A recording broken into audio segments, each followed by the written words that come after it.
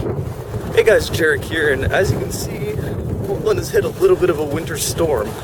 So this started yesterday, it's supposed to continue till tomorrow, and then it's supposed to start melting, so it's not gonna last too long, but it's here and it's really not that bad outside. The only thing that's terrible is the damn wind.